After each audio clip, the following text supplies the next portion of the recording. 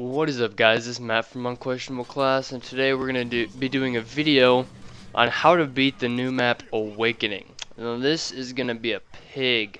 I mean, this is the hardest map I've probably ever played in Call of Duty, and if you look on our channel, we have the completed thing. We did all of it on regular, not easy. I know some people probably on their YouTube did easy mode, but man, this thing... I've never done something so hard. So, without further ado, Seth and I will talk about strategies, things to use, and how to beat this map. Alright, to start off, we'll start with the squad loadout.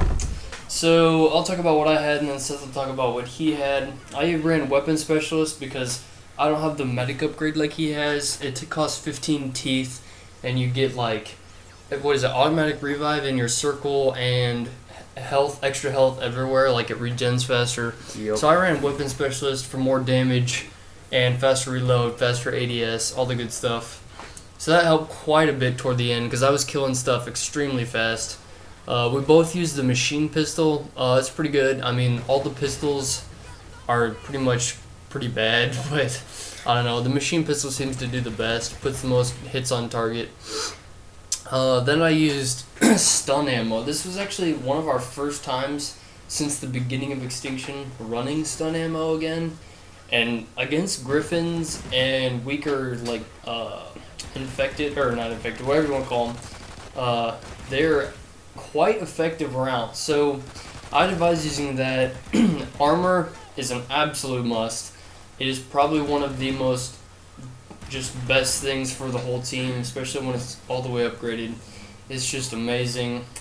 Then I got the Moss rocket. It's pretty bad first start off, but once you get into it, once you start upgrading, it's pretty good. It like has every warhead. It shoots like 5 warheads, and they all just go find a target, and it's really powerful.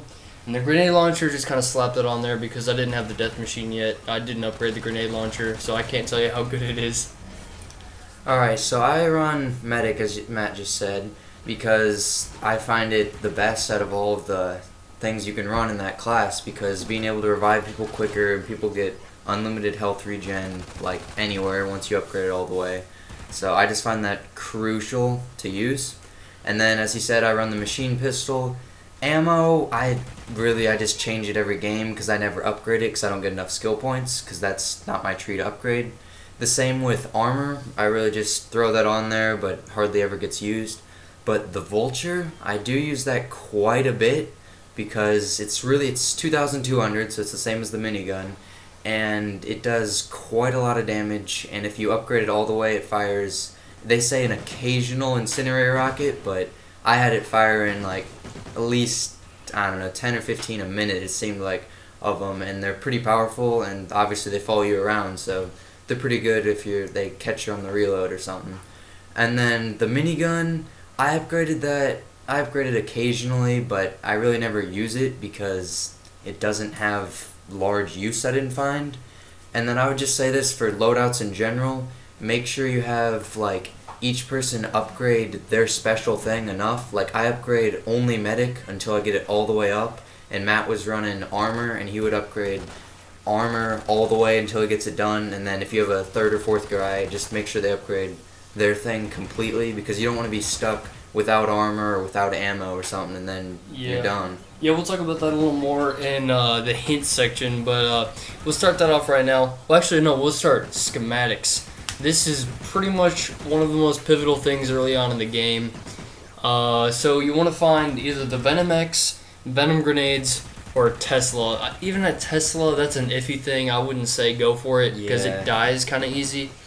But anyway, I highly recommend, if you do not find one of these schematics, do not waste toolboxes on poopy schematics. Like pipe bombs or something, just don't waste the money. Or the boxes. It's just so much more important because you will find one of these schematics somewhere. And all the caves that we're going to tell you guys about, you will find one of these schematics, if not 2. And you will want to do, for sure, Venom X first because it's just the most powerful one. It's the most pivotal in the game, most important. And then Venom Grenades, when you get if you find the schematic, which you probably will, you might want to save those because once they're gone, they're gone. And I saved mine till just about the end of the game, and then you can spam it out on the rhinos. Don't just waste it on a hunter or something like that, because you can easily kill that. So anyway, we'll start off with some hints. Okay, so if you ever see a griffin, I mean, some of these hints, by the way, will sound kind of obvious, but, I mean, this extremely important strategy here. If you see we call them griffins, but they're really gargoyles. So anyway, if you see a gargoyle, everyone needs to kill that thing as soon as possible because they will screw you over more than any other thing in this map. It is unbelievable how bad they will hurt you. Like, for health-wise, one burst of their little tail shooter thing will kill you. Like, it's that serious. It's real bad. Like, they just send the spikes at you, and if you see them, you're able to dodge them, but I usually just got hit with them because I never saw them coming. And it also might be a good idea to shoot what we call the tulips. Those are those weird yellow-looking things that cedars would shoot out in Mayday that shoot at you. I would like to shoot them, like, right when I would set the drill down, they pop up, and I would just pop them all down real fast because you're already getting hit with rhinos and griffins and scorpions and all this stuff. You don't need one more thing to be shooting at you. Especially if you're, like, trying to run away, and all of a sudden you just get LSD'd, that's what we call it, when you just get sprayed with the gas. It kind of screws you over, it takes health away, it takes, like, your vision, you can't see, like, anything. It takes pretty much everything away, and it's just a dangerous situation. So, our recommendation for skill points, and this may sound like common sense, but to some people is not. For skill points, do everything you can to get them. Skill points will make the biggest difference in the long run, other than a Venom X. But if you cannot get it, or if you think it sounds really hard, like, let's think of one, like, Don't use melee abilities. damage only and like a late hive is a terrible idea. Yeah, that one, I don't really like that one, and the don't use any abilities one can be real bad because you're running out of ammo, armor, and everything, but you don't want to use it just so you can get that one skill point, but what's a few skill points if you're dead? Or I mean, knifing a gargoyle, don't risk the whole game over one skill point. You'll make it through, it'll be fine. So that's what I would say about that. I said a little bit about this earlier with the loadout, but having everyone have a designated, like, each player has a designated thing they do. Like, Matt and I's last game, he was designated armor and ammo, and I was designated medic, because armor and ammo take less to upgrade and medic takes more. So, yeah, you want to make sure each person runs something specific, and like I was saying earlier, that they put all their points into that to get it down, because you need these things to make it through the game. And also, kill streaks, overall, or at least that's what I'm calling, like the vulture, that's basically, I would say, the best one there is. Some people like to run like riot shield and other stuff, but I don't usually waste my points into that, because the vulture, it targets, like, with its red laser, so it'll point out where guys are, which is kind of nice, and it shoots air, ground, and basically everything. So for 2,200, it's not too bad. And then, see, so the importance of caves. We're going to show you where most of them are, at least all the ones that we know of, we're going to show you where they're at. Caves are very, very important for getting both schematics and arcs. Arcs go in the same place that a muzzle brake would go in. They turn your bullets into, like, lasers almost. Yeah, like a blue laser type thing. And they deal a whole lot more damage. So it is very important to get arcs on your weapons. And that's where you find them, is in these secret caves. But when you go in a secret cave, it spawns either a rhino, 2 scorpions, or one of those blue Mammoths. blue rhino, a mammoth, yeah. Yeah. So anyway, I would say the trophy, that's another hint, that the trophy is actually very helpful when you're scavenging around to pick up. In previous games, I know I didn't find much use for it, like Point of Contact and Mayday, Nightfall, those. I didn't really use it too much because I just didn't think it's that good, but with all the more, they have these things called dive bombers, which I don't really know what they are. They're like these glowing yellowish green things that come in and just hit you, and if you have a trophy up, it'll deflect all that. So I found them really useful. okay, so one of the very important things when you're dealing with either they're called vanguards or they're called vultures, or not griffins. One of those two names. They destroy the obelisks. and you have to get in them at the end of every section. So when you get in these things, do not waste a whole bunch of time. I mean, I know you're not trying to waste time, but it is of the utmost importance to just hit the obelisks. Yeah, and to then go get as going. fast as possible. Because if you don't, you're gonna get spammed. But we had a couple points where they started really laying on the rhinos and the hunters. Like, it just gets crazy if you waste too much time. So you gotta make sure you do it as fast as possible. And you don't need to protect the person. I mean, I know you might think that shield, because I kind of thought this in the beginning, the little shield that appears around the person who's controlling it is going to break or anything, but it can take infinite hits and it won't go down. What you should do, though, is have a few people run around, and I know this sounds weird, but protect the thing that he's controlling, the vulture, or whatever they call it. The griffin, yeah. In the air, because it takes all the attention and all the flack from the scorpions and the griffins that are all flying around, and it doesn't have much health at all, so you want to watch out for that. And also, you don't want to put your most pivotal person inside of that control booth, because if you put ammo, yeah. like the guy who has ammo and armor should not be the one in the griffin, because when his teammates are protecting the griffin, they're going to need ammo and armor at some point. Exactly. So if he's in the thing, he can't drop it. And like I said, you should have specialized people for doing certain tasks. So yeah, your teammates could be screwed if the wrong guy gets in the griffin. So anyway, this is pretty much about it for this one, or for this part, for the hint section. I guess use traps at your own discretion. I mean, we really didn't. I didn't use them. I just don't find the use on this map. And then we'll highly recommend when you're reading glyphs that you like go in a cave or go in like something that has protection from air cover, because like I said, griffins will screw you over, and so will the bombers. Those are the little green things that come after you. Anyway, so to start off, the caves. These things are going to be so helpful in both giving you schematics, parts, boxes, arcs, just so many different things. These are just so important.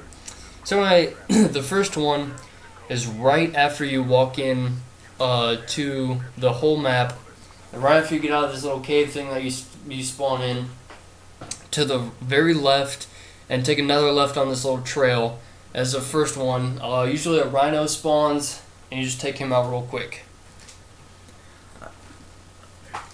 Another one is up high and to the left, so you can see it here in the video. When you go off to the side, and you'll also get a rhino or mammoth, whichever one they decide to bring in, and then you want to take that out real quick, because otherwise you'll get down and be dead. So the last one is way far, all the way on the back side of this first part to the right side. Anyway, this one's pretty straightforward. It always spawns a mammoth. This one I feel has the highest probability for getting an arc. We seem to have the best luck here for getting the arc. Yeah. And then there's another cave up high in the middle to the left. I mean, some people don't, but I find this one a little trickier to get to, because you have to kind of climb around on the rocks and mushrooms to get up there. And then they spawn, I'm pretty sure they spawn a rhino when you go in there. And then there's some schematics and parts and stuff like that. Just the usual biz. Yeah. Okay, so and then there's a last intel cave. It's pretty close to the one Seth just talked about on the high middle left. It's a little easier to get to, I'd say. Yeah, it's pretty easy to get to. There's some intel in there, and I think 2 boxes, something like that. So anyway, after you've gone through all these caves, gotten all these schematics, and hopefully you got a Venom X or Venom Grenades. So after you've done all this, you can start reading the glyphs. That's pretty straightforward from there. Yeah, it's pretty much the same as it was before. It just, instead of drilling down in, now it just scans them and then it gets done. But I would say this was not a big problem for us, was drill health. You don't have to constantly baby the drill like I had to, I feel like, in Mayday and previous, or not Mayday, in Nightfall and previous maps, because the drill health, the lowest I got was 40 the whole game, and that was when there's 5 or 6 guys on it. So keep it in the back corner of your mind, but you don't have to constantly be sitting on it. So in the last part of this first section, you have to get in the Griffin, and like I said, do not put your armor ammo guy in there, because you're gonna need that. And anyway, so you have 2 of your squad, or as many squad mates as you can, Just follow the vulture around, shoot the scorpions and griffins that attack it. For the most part, the ground creatures won't attack it because obviously they can't really reach it. So that's pretty straightforward from there. And when the door opens up, you may get like a rhino or two on your back, but just take care of them. And in the second section, just scavenge like you did this one. And there's only a couple caves. Yeah, one of the caves is on top of a waterfall toward the back right. This will spawn in, I feel like it has a higher chance of a mammoth, but I don't know, maybe it's just 50-50. I think we got like a mammoth, a rhino, and a hunter out of this one. Yeah, it spawned basically everything, so we had to use up a little bit of venom on this one. And then you get some more schematics, toolboxes, the usual stuff you get out of those. And then there's another cave to the middle right, which just has more schematics in it. It's kind of hard to reach. You have to like jump on a mushroom thing. I don't know. I don't even know what you want to call them. But you have to like jump on a mushroom toward the middle and then jump up on top. And there's usually, I think, a rhino. It's usually not too hard to beat. And there's always 2 schematics in there. So that's another very helpful cave. Let's see what else. I think after that that's all the caves in that location. Yeah, so anyway, there's only 2. The first part's where the most caves are. There's like 4, I think we said 5. Yeah. So anyway, you start the start reading the glyphs again, do the thing, go get the griffin, destroy the obelisks, protect the griffin, and then you're on to the last section. This one's a little different than the previous ones because instead of having the, I don't know what it is, 6 or 7 obelisks to scan, this time you only have 3 and they're larger obelisks. So it's less obelisks and they just still slam you with enemies like before. They do tend to have a lot of griffins on the far left, what do you call obelisk. I don't know why, but the griffins really just seem to come at you on that one. There's 0 air protection. Like, there's nowhere to hide. But anyway, before you start those, you gotta make sure to go to this cave right across from the far left obelisk. You have to jump across a little chasm, and I think they spawn like either a hunter or a mammoth, one of the 2 in there. Pretty straightforward, kill them. I think pretty much every time we've been in there, there's been an arc in there. Yeah. There's a few lockers. So that'd be the 3rd arc location. Yeah. I think we only know of 3 arc locations, so I guess if you have a 4th player, they better have a pretty good gun, or I don't even know. And that's another thing with the arcs. You want to make sure you put them on good guns. Mm-hmm. Don't just slam your arc onto some... Like, if you're really good with shotguns, go for it. But if you don't really like your gun, don't just put an arc on it because you can't get it back once you buy another gun. So. Yeah, don't pick up, like, a poop gun and be like, oh, found an arc, and just automatically slap it on. There is a little strategy, though. If you do put it on a gun you don't want to keep, if you find a muzzle brake, you can swap it out and put the arc on the ground, and then like buy a different gun and then put the arc on the new gun. But anyway, that's kind of hard to do, especially if you can't find a muzzle brake. So anyway, you can start reading the glyphs. Make sure to stay hidden in caves because it can get pretty hairy. Then after that, you're ready to enter the arc, the main chamber. This is when you start testing your team skills. It's real rough, and you got to keep communication. Communication is key the whole game, obviously, but it's very key in here. Yeah, if you watch our video of the whole playthrough, you'll see how we did it. It was just Seth and I, so I was impressed with how well we did, but this is pretty hectic. So first of all, you want to recognize who your players are and what they've been running the whole game. So usually we put the armor guy and the ammo guy on this little middle column. I'll have footage in here so you guys can see what I'm talking about. I sat on this thing most of the time. Because you got a good view, you can see both the consoles. You can see both consoles, and the best perk is you can plop ammo and armor on the top area so that your team can get to it really easily. So it's really nice that you can just throw it up there when you're in the middle column. If you aim it right, because otherwise you just throw it on the ground, and then the person on the top's got to go all the way down there, waste time. I recommend whoever's using the kill streaks, well, we call them that, but it's whoever's using like a minigun or whoever's got the all the way upgraded lethal, we recommend they sit on the top so that they can shoot the majority. So they can shoot the majority of aliens. Also, So if they have a vulture out, it has the most room and like places to spread shoot. out. Yeah. Because if you go, I've used it downstairs in the lower corridor before, and it's not. I mean, it does alright. It protects you, but it's real too confined, and it's just the longest line of sight possible is the best for a vulture. Exactly. And you want to make sure, as you're doing all this, you'll see your little bar on the left side of your screen will fill up the more aliens you kill. But you want to make sure you keep those consoles repaired. They'll turn red, and that means you need to go over and repair it. And you can. A nice thing is you can shoot and reload while you're repairing it, so it's not like reviving where you're just stuck there.